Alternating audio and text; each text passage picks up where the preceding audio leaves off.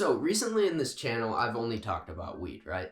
Today, I'm going to be talking about weed's autistic cousin, mushrooms. So in the past few years, we've been seeing a lot of new weed brands come out in the black market. Like, it seems like every week, damn near, there's something new coming out of California, you know? The thing is that this has also been happening with mushrooms, but people in this market are far less educated about them. Like, at this point in weed, people know the difference between a real cart and a black market cart. At least most people. You know what I mean? And so, with all of these new mushroom products coming out, nobody really knows what to look for. You know what I mean? There's all of these new brands of mushroom chocolates, like the wonkas and polkas and all of this shit. And there's mushroom lemonades, dude. I've seen those. The thing is, all of them sketch me out. I know there's some people who are trying really hard to make quality product and they're homemaking their own shit, and that's awesome. You do you. You know? But then the same way with the new cannabis market, there are some fuckers out there. And specifically today, I'm going to be talking about Polka bars. So I'm sure at first when Polka bars came out, most of them were real. Just because there was no packaging available, nobody had fucking heard of them, you know? But now, like, Polkas are kind of like the dank vape of shrooms. You know, they're the exotic cart of shrooms. Like, their packaging is available online, and so you never know what you're getting. And every single one of my homies who have tried these, most of them tried half or less than half of the bar, and all of them said that it was the most intense and worst trip of their entire lives. And the more research I do about these, the sketchier they look.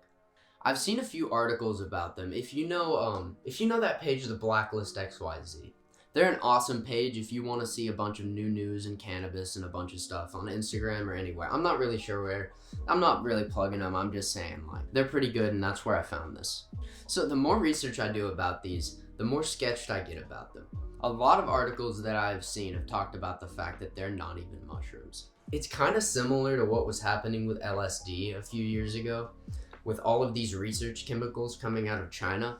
So the purpose of these research chemicals, which are like 500 times stronger than LSD, is for doctors to inject into cadavers and map the serotonin receptors of the brain shortly after they die.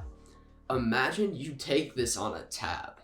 You know, you are going to be absolutely high out of your mind, and you might not fully come back. It isn't going to be fentanyl. It isn't going to be horse dewormer. It isn't going to be acetone, you know. It's going to be some weird fucking chemical that is going to make your mind go fucking crazy.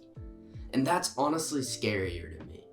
Like that's why these things are so scary and so fucked up. You know, if you see a pile of white powder on the table, you know, you look at it, you're like, that thing could fuck me up, you know? That thing, if I do it, I might not come back. It has fentanyl in it. It might have horse dewormer in it. I might just get a fuck ton of arthritis, you know? Cocaine is fucked for you, and everybody knows that. But then you get a little mushroom bar in a colorful package, you know? It looks like it's just like gonna make you giggle and laugh at the TV with your friends. That's why these things are so fucked up.